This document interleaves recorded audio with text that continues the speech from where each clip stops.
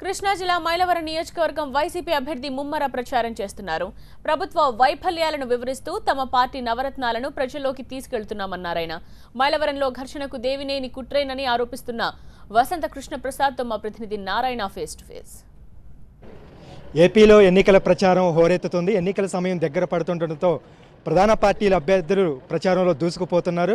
హోరాహోరీ గట్టి పోటీ నెలకొన్నటువంటి నియోజకవర్గాలలో కృష్ణా జిల్లా మైలవరం నియోజకవర్గం తన సమీప ప్రత్యర్థి దేవినేని ఉమ టీడీపీ తరఫున పోటీ పడుతుండటంతో వైసీపీ ఎమ్మెల్యే అభ్యర్థిగా వసంత కృష్ణ ప్రసాద్ పోటీ చేస్తున్నారు. ఆయన ప్రచారంలో ముందుకు దూసుకుపోతున్నారు. ప్రజలతో మమేకమై కార్యకర్తలు తన అనుచరులతో కలిసి ప్రతిరోజు కూడా ప్రచారం నిర్వహిస్తున్నారు. ప్రస్తుతం మనతో వసంత కృష్ణ ప్రసాద్ ఉన్నారు. ప్రధానంగా దేవినేని ఉమ మీ ప్రధాన ప్రత్యర్థిగా ఉన్నారు. పసుపు కుంకుమ కావచ్చు, పింఛన్ల రెట్టింపు, పలు అభివృద్ధి సంక్షేమ పథకాలని ప్రజల్లో ప్రచారం చేసుకుంటూ ప్రచారాస్త్రాలుగా ముందుకు వెళ్తున్నారు. మీరు వైసీపీ తరఫున పోటీ చేస్తున్న మీరు ఏ అంశాలని ప్రచారం చేస్తున్నారు, ఎలా ప్రజల్లోకి వెళ్తున్నారు? జగనన్న నవరత్నాలు, ఆయన ముఖ్యమంత్రి అయితే ప్రతి కుటుంబానికి ఏమేమి లబ్ధి చేకూరుతుంది, ఆనాటి రాజశేఖర రెడ్డి గారి విశ్వసనీయత ఏంటి, ఈనాటి తెలుగుదేశం ప్రభుత్వం విశ్వసనీయత ఏంటి, వీళ్ళు ఆయన చెప్పినవి ఏ రకంగా పూర్తి చేశారు అభివృద్ధి సంక్షేమ కార్యక్రమాలు, అంతేకాకుండా అర్హులైన పేదలందరికీ వాళ్ళు ఇచ్చారు, వీళ్ళు ఇవ్వలేదు. ఈ పసుపు కుంకుమ డ్రామాలు ఎన్నికల ముందు ఇచ్చిన హామీలు నిలబెట్టుకోకుండా ఎన్నికలు వస్తున్నాయి కాబట్టి ప్రభుత్వ డబ్బులతో ఓట్లు కొనుక్కోవాలని చేసే ప్రయత్నాన్ని మేము జనానికి వివరిస్తూ ఉన్నాం. మా పార్టీ ప్రధాన అస్త్రమైనటువంటి నవరత్నాలు ప్రజలకు వివరిస్తున్నాం. వీళ్ళ వైఫల్యాలు తెలియజేస్తూ ఉన్నాం. దేవినేని ఉమామహేశ్వరరావు చెప్పే కట్టుకథలన్నీ ప్రజలకు అర్థమయ్యేటట్టు వివరిస్తున్నాం.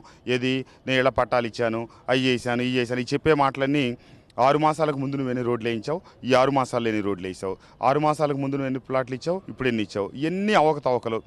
చివరిలో హడావుడిగా ఓడిపోతానని భయంతో ఉరుకులు పరుగుల మీద ఎన్ని పిచ్చి పనులన్నీ చేశాడు.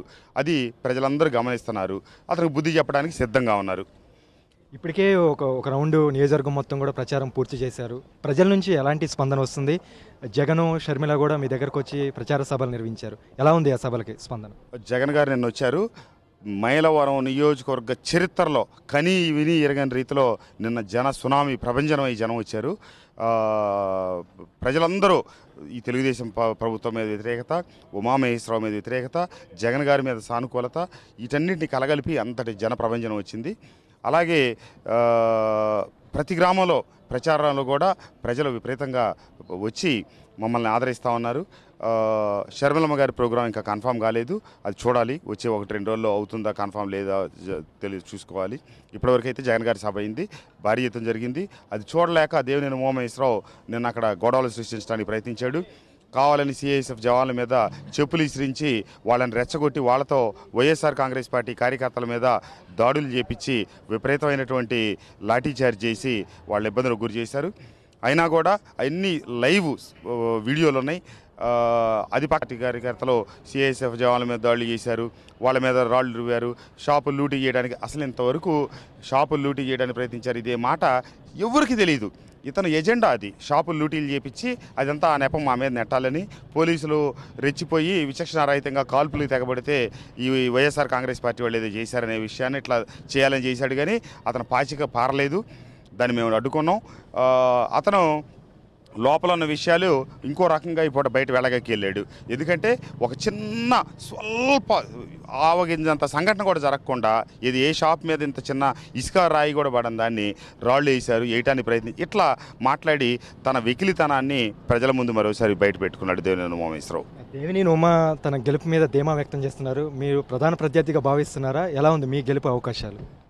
నా ధీమా నేను వ్యక్తం చేస్తా, అతని ధీమా అతను వ్యక్తం చేస్తాడు. నిర్ణయించాల్సింది ప్రజలు.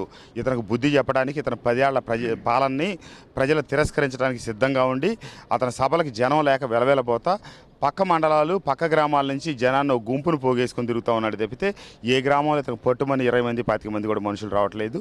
అదే విషయాన్ని పత్రికలు ఘోషిస్తూ ఉన్నాయి. Thank you.